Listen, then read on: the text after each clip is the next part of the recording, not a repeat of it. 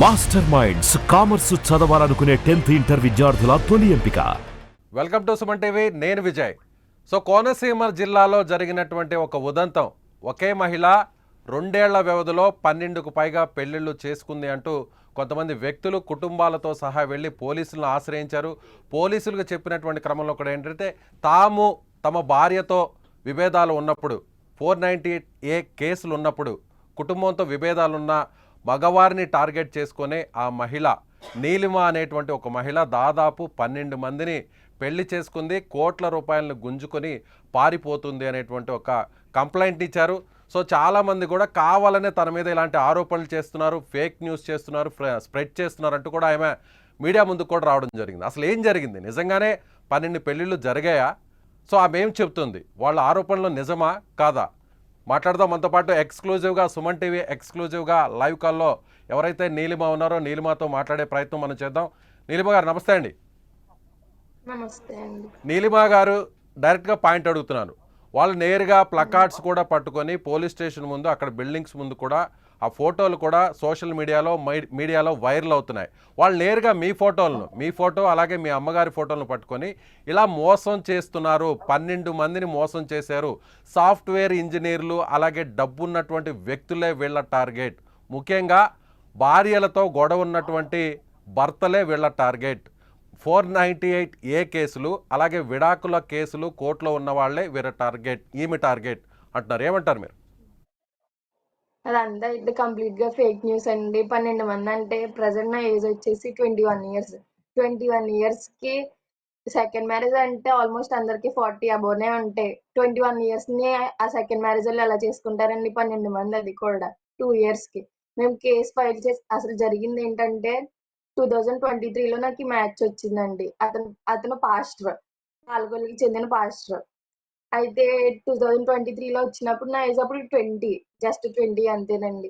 ఇంకా వాళ్ళు ఏంటంటే ఎంగేజ్మెంట్ చేసుకుంటామని చెప్పి నైట్‌కి వచ్చేసి అసలు 2 డేస్ క్రితమే చెప్పారు, ఇలా వస్తున్నాము మ్యాచ్ ఉందని చెప్తేని, సరే నేను ఇంకా అమ్మ ఇష్టం కదా అని యాక్సెప్ట్ చేశాను. చేస్తే 2 డేస్ అయిన తర్వాత నైట్ 7:30 అరౌండ్ ఆ టైంకి వచ్చారండి.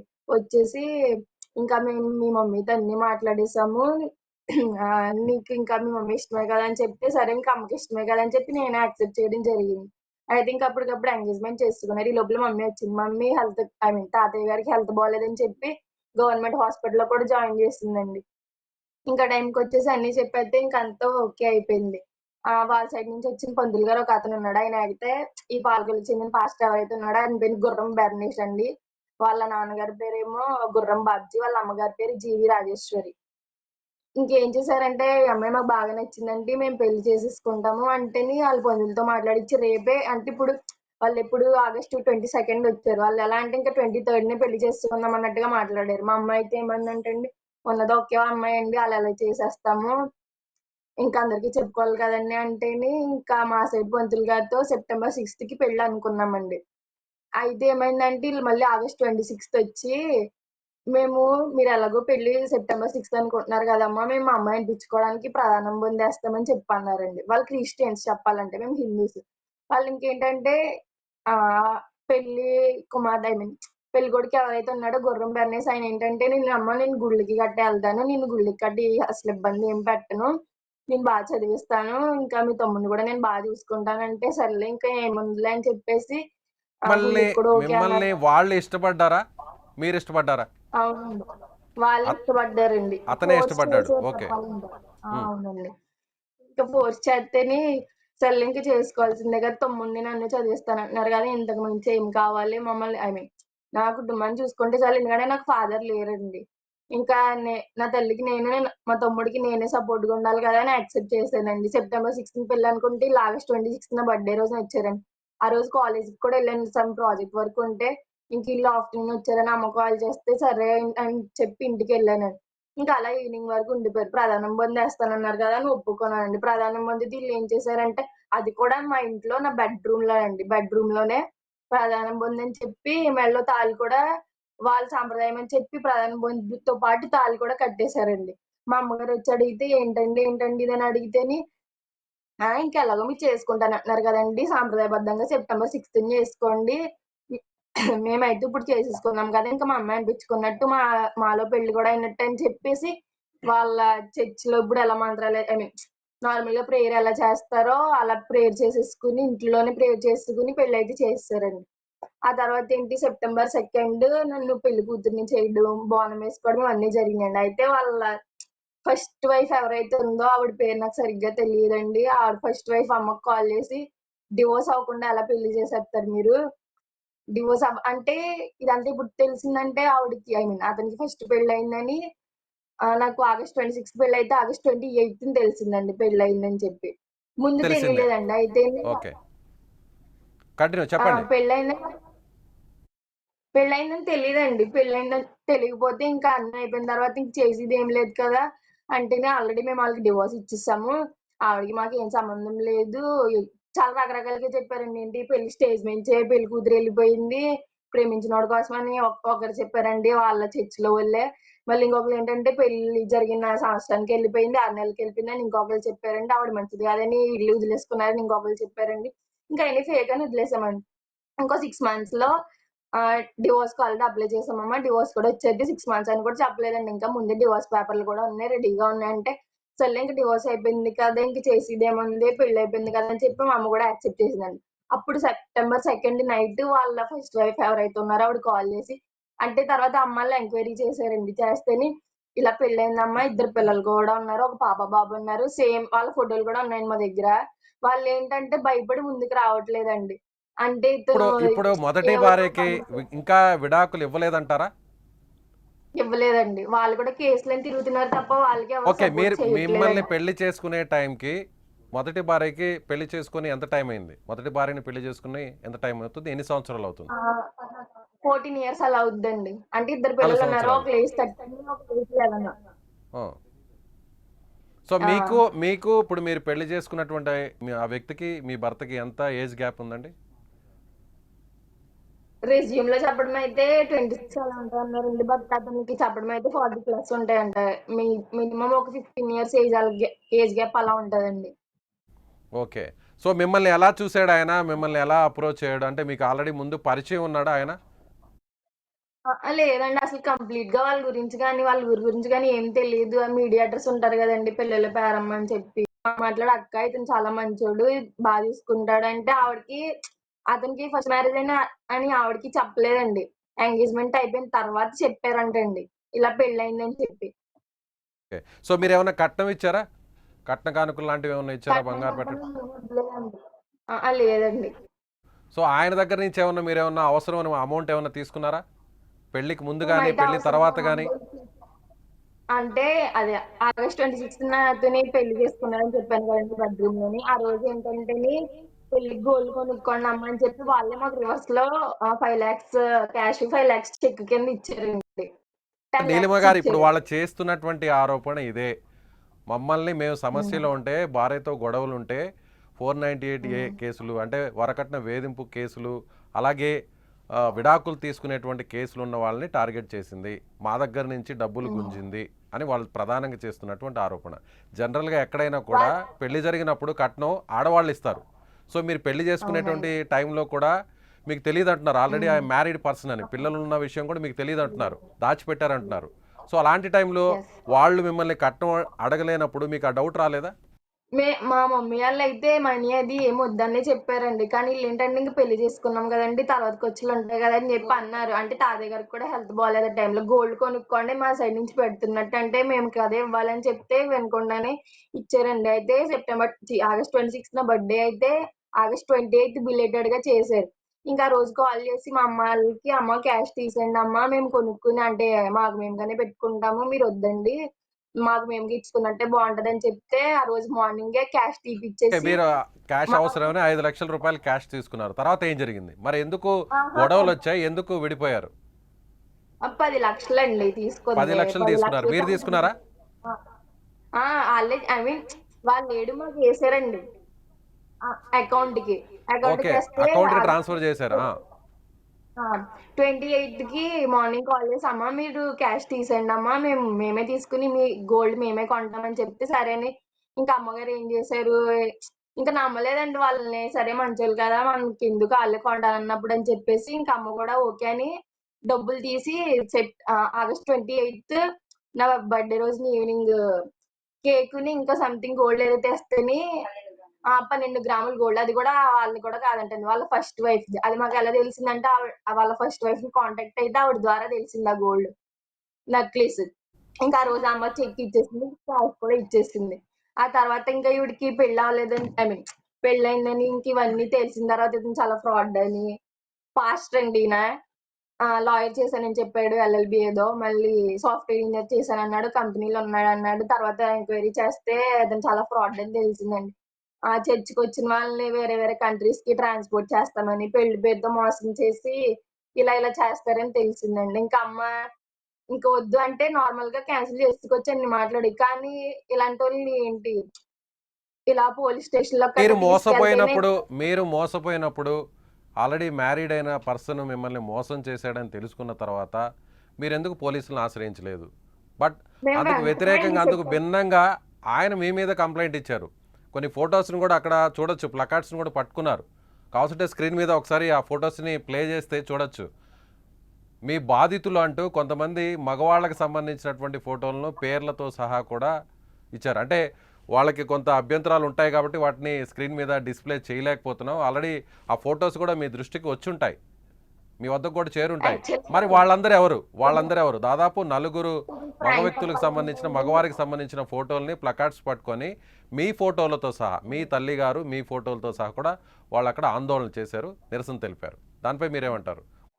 ఇలాంటి సంబంధం లేదా అసలు? టు బి ఫ్రాంక్ చెప్పాలంటే ఆ ఊర్లు గాని ఏం తెలీదండి. ఆళ్ళు ఒరిజినల్ పాలకొల్లు. అండ్ పక్కన ఫోటోలు పెట్టుకొని ఎవరైతే ఉన్నారో వాళ్ళందరూ చర్చికి సంబంధించినోళ్ళు. మగతను ఒకడున్నాడు చూసారండి నిల్చున్న వాళ్ళు కాదు, సన్నగానే. నీలిమ గారు నేను అడిగేది అక్కడ నిల్చున్న వ్యక్తుల గురించి మాట్లాడట్లేదు. వాళ్ళు డిస్ప్లే చేస్తున్నటువంటి ఫొటోస్లో ఉన్న వ్యక్తులకు మీకు ఎలాంటి సంబంధం లేదా? లేదండి. వాళ్ళ రిలేటివ్సేనండి. చెప్పింది కూడా వాళ్ళ రిలేటివ్సే. వాళ్ళ సొంత పెద్దమ్మ గారండి. ఇంకొక అతను కార్ డ్రైవర్ అండి. ఇంకొక ఆవిడ వాళ్ళ చర్చ్ గల మనిషండి. ఇది ఆ ఫోటోలో ఉన్న వ్యక్తులు. అవునండి. మరి ఆ 12 ఫోటోలో ఉండే మందిని మీరు మోసం అబ్బాయి చేశారు అని ఇంత పెద్ద ఆరోపణ ఎలా చేస్తారు? అందులో అతను పాస్టర్గా పనిచేస్తున్నాడు అంటున్నారు, అతనే మిమ్మల్ని మోసం చేశాడు అంటున్నారు, నమ్మించి మోసం చేశాడు. అవునండి. ఆల్రెడీ మొదటి పెళ్లి విషయాన్ని కూడా గోప్యంగా ఉంచాడు, పిల్లలున్న విషయాన్ని కూడా చెప్పలేదు. సో ఎదురుగా మీకే 10 లక్షల రూపాయలు కూడా డబ్బులు ఇచ్చాడు బంగారు కొనుక్కోమని. సో ఆ తర్వాత అతని విషయం తెలిసింది, అమ్మాయిలను మోసం చేస్తున్నాడు, విదేశాలకు కూడా అతను వాళ్ళందరూ కూడా ట్రాన్స్పోర్ట్ చేస్తున్నాడు. ఇవన్నీ కూడా మీకు తెలిసే అన్నప్పుడు, ఇంత మోసగాడన్న విషయం మీకు తెలిసినప్పుడు 12 మందిని మీరు పెళ్లి చేసుకున్నారని తిరిగి అతను అంత సంచలనమైనటువంటి ఒక ఆరోపణ ఎలా చేయగలుగుతాడు? మేము కేస్ ఫైల్ చేసింది 2 years back sir. September 2 night ఎళ్లి ఫైల్ చేసాం. ఆ రోజేంటంటే వీళ్ళు కూడా వచ్చారండి. కేస్ ఫైల్ చేసినప్పుడు పోలీసులు కాల్ చేస్తారు కదండీ! ఆబ్వియస్లీ ఆ రోజు సండే నైట్ వచ్చారు. మేము ఆఫ్టర్‌నూన్ అలా సెప్టెంబర్ 3 ఎప్పుడో అలా ఫైల్ చేస్తే ఈళ్ళు ఆఫ్టర్‌నూన్‌కి వచ్చారు. ఆఫ్టర్‌నూన్‌కొచ్చి పోలీసులు అన్నారండి. ఇంకా అంతా మాకు ఫర్‌గా మాట్లాడారు. అమ్మా ఇది తప్పమ్మా. ఇలా అమ్మాయిల్ని ఇలా మోసం చేయకూడదని మాకు ఫర్‌గానే మాట్లాడారు. తర్వాత ఏమైందోనండి అక్కడ కానిస్టేబుల్ ఒక అతను ఉంటాడండి. మా ఊరు రామచంద్రపురం పోలీస్ స్టేషన్‌కి సంబంధించిన కానిస్టేబుల్ ఒక అతను ఉన్నాడండి. ఆయనేంటంటే ఆడవాళ్ళు ఇక్కడ నైట్ 10 అయితే ఉండకూడదు. అర్జెంట్‌గా ఎళ్ళిపోండి ఇక్కడి నుంచి అని కేకలేసేస్తే సర్లే ఇంక పొద్దున్న చూసుకుందాం అంతా అయిపోయింది కదా! సైన్‌లు పెట్టి ఇంక మ్యాటర్ క్లోజ్ చేసేద్దాం అనుకున్నప్పటికి నెక్స్ట్ డే పోలీసోళ్ళు అన్నారు వాళ్ళు కోర్ట్‌లో తేల్చుకుంటారమ్మా అంటేని సరేనని దానికి యాక్సెప్ట్ చేశామండి. అలా 2 ఇయర్స్ ఆహ్, అమలాపురం ఎస్పీ ఆఫీస్‌కి మా మమ్మీ ఆళ్ళు ఒక 3-4 టైమ్స్ ఎళ్లారండి. ఇంకా లాస్ట్ టైమ్ ఒకసారి ఎళ్ళినప్పుడు మీడియా ఉందండి బయట. మీడియా ఉంటేని అప్పటికప్పుడు కేస్ యాక్సెప్ట్ చేసి అప్పటి నుంచి ఇక్కడికి పంపితే మా ఊరు నీలిమ రామచంద్రపురం గారు మొదట పోలీసులకి కంప్లైంట్ ఇచ్చింది మీరా వాళ్ళ? మేమేనండి ఇంకోటి. ఓకే. ఇది 2 ఇయర్స్ బ్యాక్ నుంచి ఉన్నవండి. ఆ డాక్యుమెంట్స్ అన్నీ ఫస్ట్ కూడా నుంచి ఇప్పటి వరకు ఉన్న కేసులకు కేస్ ఫైల్ సంబంధించినవేనా ఆ చేసాం. డాక్యుమెంట్స్ అన్నీ కూడా? ఇవన్నీ అవేనండి. ఓకే. మేము పెళ్లి ముహూర్తం గట్టా పెట్టాల్సిన పని కూడా మాకు తను లేదు ఆ కానీ వ్యక్తి ఇది మీరు ఎవరైతే బ్లేమ్ చేస్తున్నారో ఆ వ్యక్తి కూడా అసలు కొన్ని, ఓకే, అవేం పేపర్స్ అండి నీలిమ గారు? ఇవి స్టాంప్ పేపర్స్ అండి. అతను రాసి ఇచ్చినయి. ఎటువంటి ఏమంటే ఏ ప్రెషర్ ఉండదు అన్నట్టుగా నా మొదటి భార్య వల్ల గాని, ఎవరి వల్ల గాని ఎటువంటి ప్రెషర్ ఉండదు. ఇంక మాకు ఆవిడకి డివోర్స్ అయిపోయినాయి ఇచ్చేస్తాము అని చెప్పి అన్నాడండి. డివోర్స్ పేపర్‌లు మాకు ఇయన్నీ తెలిసిందేంటంటే ఆళ్ళకి డివోర్స్ అసలు తీసుకోలేదండి. ఇప్పటికి ఆళ్ళ కేస్ రన్ అవుతుంది. ఓకే. యాక్చువల్లీ 2 డేస్ బ్యాక్ ఏంటంటే అతనికి కోర్ట్ నుంచి మేము కోర్టుకి ఎస్ఐ ఐ మీన్ మా ఊరు పోలీస్ స్టేషన్ ఇప్పుడు బాగా చేశారండి. ఎస్ఐ గారు ఎవరైతే ఉన్నారో ఆయన కోర్టుకి ఐ మీన్ కేసు ఫైల్ చేసిన తర్వాత కోర్టుకి కట్టేసైతే ఆయనకి మొన్న 3 డేస్ బ్యాక్ హీరింగ్ వచ్చిందండి. వాళ్ళు అక్కడి నుంచి రాలేదు. రాకపోగా మళ్ళీ 2 డేస్ బ్యాక్ మా తమ్ముడికి కాల్ చేసి బెదిరించారు. ఏంటి ఇది అది ఇది అని చెప్పి. నిన్నేమో ఇలా మీడియాలో ఫేక్ న్యూస్ స్ప్రెడ్ చేస్తున్నారు. ఓకే. మీరు ఎస్పీ గారి దగ్గరికి వాళ్ళు వెళ్ళి నేరుగా ఒక కంప్లైంట్ ఇచ్చినట్టుగా ఆ కంప్లైంట్ కూడా మీడియాకి ఇచ్చారు. అతను కూడా కొద్దిసేపటి కింద మాతో కూడా మాట్లాడారు. లైవ్లోకి రమ్మంటే మళ్ళీ వస్తానంటున్నాడు. మీతో మాట్లాడిన తర్వాత కూడా అతను లైవ్లో తీసుకునేటువంటి ప్రయత్నం కూడా చేస్తాం. అతను కొన్ని ట్రాన్సాక్షన్కి సంబంధించిన డీటెయిల్స్ కూడా నాకు కూడా పంపాడు. అతను కూడా మీతో అగ్రిమెంట్ చేసుకున్నటువంటి ఆ పేపర్స్ని కూడా పంపాడు. మీరే మోసం చేశారనికి సంబంధించినటువంటి ఆ డీటెయిల్స్ అన్నీ కూడా అతను ఒక కంప్లైంట్ ఇచ్చాడు. ఎస్పీకే ఇచ్చాడు, డైరెక్ట్గా ఎస్పీ గారికి. కోర్టులో ఇష్యూ ఉండగా హీరింగ్ కూడా వచ్చిందని మీరు అంటున్నారు. అలాంటి టైంలో సో నిన్ననే నేరుగా పోలీసుల్ని ఆశ్రయించడం వెనక ఉన్నటువంటి ఆంతర్యం ఏంటి అతను? అంటే వీళ్ళు గ్రూప్ లో స్ప్రెడ్ చేసాయండి. అంటే హీరింగ్ వచ్చింది. హీరింగ్ వస్తే మరి కోర్టుకు వచ్చి సబ్మిట్ చేయాలి కదండి. వాళ్ళ దగ్గర ఏమన్నా ప్రూఫ్స్ ఉంటాయి. కోర్టుకు రాకుండా హీరింగ్ రాకుండా ఇక్కడ కేసులు పెట్టిన ఎప్పుడు కూడా రాలేదండి వాళ్ళు. మేము మళ్ళీ ఇంకో విషయం ఏంటంటే మేము కేసు ఫైల్ చేసినప్పుడు ఫైల్ చేసాం. అమలాపురం కి వెళ్ళాం, కాకినాడ దిశాకి కూడా వెళ్ళాం. దిశాకి వెళ్ళినప్పుడు ఆయన మళ్ళీ అక్కడ కానిస్టేబుల్ కి ఫోన్లు చేసి మనీ ఇస్తున్నట్టుగానే మాట్లాడాడు. వాళ్ళు ఏంటంటే ఇంకా ఇక్కడ కాదమ్మా ఒకసారి వాళ్ళతో డైరెక్ట్ గా వెళ్ళి మాట్లాడండి అంటే సరే అని చెప్పి వాళ్ళ పాలకొల్లు కూడా వెళ్ళామండి. నైట్ ఓన్లీ మా ఫ్యామిలీ వెళ్తేని 7 కి ఎప్పుడో వాళ్ళు నైట్ వాళ్ళ ఊరు వెళ్తేని మా ఊర్లో పోలీసులు ఏమన్నారంటేనండి 10 దాటితే ఆడవాళ్ళు ఇక్కడ ఉండకూడదు అన్నారండి. కానీ అక్కడ అవన్నీ సంతకాలు బెదిరించి సంతకాలు ఎట్టించుకుని మార్నింగ్ అని చెప్పారు మీరు. కాకపోతే ఇప్పుడు మీ మీద కంప్లైంట్ ఇచ్చింది కేవలం ఒక వ్యక్తేనా? కాదండి, అంటే ఒక ఫ్యామిలీ అయితే అదేనండి, మిగతా ఫేక్ అండి. ఎన్ని కంప్లైంట్స్ ఇచ్చారు మీ మీద మీకు వ్యతిరేకంగా? మాకు కంప్లైంట్ అంటే ఇప్పుడు వచ్చింది ఇదే మీడియాలో వచ్చిన న్యూస్ ఏనండి. అంటే ఏంటి ఏకంగా 50 lakhs తీసుకున్నామని, ఇంకా 12 పెళ్లిళ్ళు చేసుకున్నామండి, ఊరు వదిలేసి వెళ్ళిపోయామండి. మేము ఊరు వదిలేసి వెళ్ళిపోతే ఇంట్లో ఉండి అసలు మాట్లాడండి, దర్జాగా తిరుగుతున్నాం మేము ఊర్లో. 12 పెళ్లిళ్ళు ఎవరు చేసుకుంటాడండి? ఆడు చేసుకుంటాడు. ఓకే. ఒకవేళ అతనితో మేము లైన్లోకి తీసుకుంటే మీరు అతనితో మాట్లాడడానికి సిద్ధమా? మాట్లాడతానండి ఖచ్చితంగా. ఎందుకంటే ఇంత పెద్ద ఆరోపణ మీ మీద వచ్చింది. మొత్తం మీడియాలో, సోషల్ మీడియాలో అంతా కూడా మీ గురించే చర్చ జరుగుతుంది. మీరే 12 మందిని పెళ్లి చేసుకొని దాదాపు ₹1 కోటి పైగా మోసం చేసి వాళ్ళని వదిలేసి పారిపోతున్నారు. సో ఆ ఉద్దేశంతో అలర్ట్గా చెప్పండి. ₹1 కోటి తీసుకుంటే ఇలాంటి అద్దెలు ఎందుకుంటామండి? స్థలాలు కొనుక్కుని మంచి ఇల్లు కట్టుకోవాలి. మా మామయ్య గారికి కూడా పాపం ఏం సంబంధం లేదండి. ఆయన హెల్త్ బాగోలేక గవర్నమెంట్ హాస్పిటల్లో చికిత్స తీసుకుంటున్నారండి. అలాంటిదేమో ₹1 కోటి తీసుకుంటే మావయ్య గారంటే ఎవరంటారు? మావయ్య గారంటే శ్రీను అని ఉంది కదండి, ఫోటోలో వాళ్ళు వేసారు కదా, ప్రేయర్ చేసుకున్న మీకు సంబంధించిన మేనమామ అంటారా? మా సొంత మేనమామ అండి. కానీ వీళ్ళందరూ ఏమైనా స్ప్రెడ్ చేస్తున్నారంటే మా ఫ్యామిలీకి సంబంధమే లేనట్టు, నా సొంత తమ్ముడే కానట్టు. ఒక్కసారి మీ అమ్మగారి ఫోటోను కూడా వాళ్ళు డిస్ప్లే చేస్తున్నారు. ఒకసారి మీ అమ్మగారితో కూడా కంక్లూడ్ చేయించే ప్రయత్నం చేస్తారా? నా పక్కనే ఉన్నారండి, కూర్చోబెట్టండి ఆమెను కూడా ఒకసారి. మీ పేరండి దుర్గా గారా మీ పేరు? కాదండి, బేతివేరు లక్ష్మణ్. ఓకే. మీ కూతురు మీ కుమార్తె చెప్పిందంతా కరెక్టేనా? ఇప్పుడు వాళ్ళు చేస్తుందంతా కూడా కేవలం ఆరోపణలే, కావాలని మిమ్మల్ని ఇబ్బంది పెట్టడానికి ఇలాంటి ఫేక్ న్యూస్ ని స్ప్రెడ్ చేస్తున్నారు అనుకోవచ్చా? 12 పెళ్లిళ్ళు అంటే 2 సంవత్సరాల్లో 12 పెళ్లిళ్ళు ఎలాగా? అంత గుడ్డోళ్ళు ఎవరున్నారు సార్ లోకంలో? ఒక్కేదో కాదు ఇంకొక ఏదో తెలదా సార్? ఒకడు గడ్డి తిన్నాడు, రెండో వాడు గడ్డి తినకుండా ఆలోచించారు కదా. 12 పెళ్లిళ్ళు అంటే ఎలా చేసేసుకుంటారు సార్? మోసం చేశారంటే ఒక పెళ్ళో 2 పెళ్ళో చేసుకొని మోసం చేశారు అని చెప్పి ఎవరైనా ఒక అపవాదు వేస్తారు, ఇబ్బంది పెట్టే ప్రయత్నం చేస్తారు. కానీ ఏకంగా 12 పెళ్లిళ్ళు చేసుకొని మీరు మోసం చేశారని ఆరోపణ చేయాలన్నా కూడా ధైర్యం కావాలి. అంత అబద్ధాన్ని నిజంగా చెప్పాలన్నా కూడా ధైర్యం కావాలి. కానీ ఎందుకు అతను ఈ విధంగా చేశాడు? నిప్పులేందే పొగరాదంటారు ఎక్కడైనా కూడా. సో తప్పు జరిగింది, ఒక చిన్నపాటి పొరపాటు జరిగిందే, ఇంత పెద్ద ఆరోపణ ఎవరు చేయరు. అదే సార్, అందుకే సార్ 12 పెళ్లిళ్ళు అంటున్నారు కదా, ఆడది ఒక పెళ్లి ఇంకా 11 పెళ్లిళ్ళు. ఆ 11 మందిని తీసుకొచ్చి లైవ్ లో నిల్చోబెట్టమని సార్. ఇప్పుడు సరే ఓకే, మీరు ఒక ఛాలెంజ్ చేస్తున్నారు. ఆ, ఇప్పుడు అతన్ని మేము పెళ్లి చేసుకునింది, అతనే మా వద్దకు వచ్చి మా అమ్మాయిని పెళ్లి చేసుకున్నారని మీరు చెప్తున్నారు, మీ కుమార్తె కూడా చెప్తున్నారు. ఆమెను కూడా ఒకసారి ఫ్రేమ్లోకి రమ్మనండి, ఇద్దరు కూడా. మీ ఇద్దరు ఒక ఛాలెంజ్ చేస్తారా? మీ ఇద్దరు ఫోటోలను డిస్ప్లే చేస్తున్నారు కాబట్టి 11 మందిలో ఏ ఒక్క వ్యక్తిని తీసుకొచ్చి మీడియా ముందుకు కానీ లేదంటే మా సుమన్ టీవీ ముందుకు తీసుకొచ్చినా, పోలీసుల వద్దకు తీసుకొచ్చినా మీరేం చేస్తారు? ఆధారాలతో సహా వాళ్ళు ఒకవేళ నిరూపించే ప్రయత్నం చేసి నిరూపిస్తే.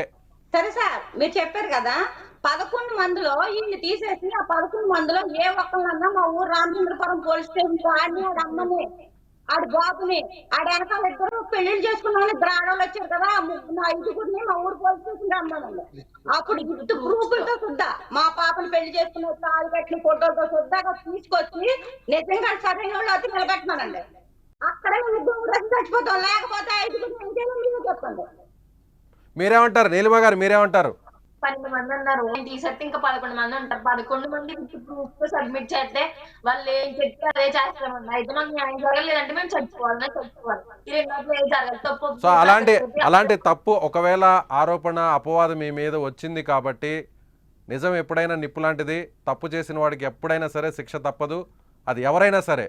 సో మీరు చెప్తున్న దాని ప్రకారం మీరు చెప్పేటువంటి మీ వర్షన్ కరెక్ట్ అయితే మరికొన్ని గంటల్లో లేదా కొద్ది రోజుల్లో పోలీసులు కూడా వాస్తవాలని నిగ్గు తేల్చుతారు. మీరు ఎక్కడా కూడా తొందరపడద్దు, ఎక్కడా కూడా మీరు అన్నట్టుగా వేరే అఘాయిత్యాలు చేసుకోవడం అనేది వద్దనేది మేము రిక్వెస్ట్ చేస్తున్నాం. అలాంటివి చేయొద్దు. మీ మీద వచ్చినటువంటి తప్పును, మీ మీద జరిగినటువంటి ఆరోపణను వాళ్ళు మిమ్మల్ని తప్పు అంటున్నారు కదా, దాన్ని ప్రూవ్ చేసుకునే ప్రయత్నం చేయండి. చెప్పండి. వాళ్ళు నిజంగానే చేయలేదంటే ఒరిజినల్ ఫేస్ లే చూపించచ్చు కదా. వాళ్ళ మదర్ వచ్చి వాళ్ళ పక్కన ఎవరైతే ఉన్నారో వాళ్ళ పిల్లలు పెళ్లి చేసుకున్నాను అన్నారు కదా, వాళ్ళు ఎవరైతే అంటే వాళ్ళ రిలేటివ్స్ అండ్ వాళ్ళ చర్చికి సంబంధించిన వాళ్ళు. మా దగ్గర దానికి సంబంధించిన ఫొటోస్ కూడా ఉన్నాయి, కావాలంటే మీకు షేర్ చేయమంటే షేర్ చేస్తాం. అది ఇలా బ్యానర్లు పట్టుకుని ఎవరైతే ఉన్నారో వాళ్ళ రిలేటివ్స్ అండి. ఒకళ్ళు పెళ్లి కొడుకు పెద్దమ్మ అండి, ఒకతాడు వాళ్ళ ఫ్యామిలీలో ముగ్గురే. మా పాపలో మేము 7 పెళ్లిళ్ళు చేసుకున్నాం, వాళ్ళు కంప్లైంట్ పెట్టారు కదా. ఇప్పుడు ఆ ముగ్గురు మా అన్న 11 పెళ్లి, ఈడు పెళ్లి తీసేస్తే 11 పెళ్లి. ఆ 11 ప్రూఫ్ తో తీసుకొచ్చి రామచంద్రపురం పోలీస్ స్టేషన్ ముందు నిలబెట్టాలండి. ఎందుకంటే ఇతనితో పెళ్ళైంది, మా దగ్గర ప్రూఫ్ ఉందండి. ఫొటోస్ అన్ని, ఎంగేజ్మెంట్ ఏంటి, పెళ్లికి ఏంటి, అన్ని ప్రూఫ్స్ ఉన్నాయి. మరి ఆ 11 మందితో కూడా నేను చేసుకునే ప్రూఫ్స్ ఉండాలి కదండి. అవన్నీ కూడా విత్ ప్రూఫ్స్ తో రాకపోతే ఇక న్యాయ దేవుడే చేయాలండి. ఓకే, అతన్ని కూడా ఒకసారి లైవ్లోకి తీసుకొని మాట్లాడించేటువంటి ప్రయత్నం కూడా చేస్తాం, మీకు కూడా కాల్ బ్యాక్ చేస్తాం నీలిమ గారు.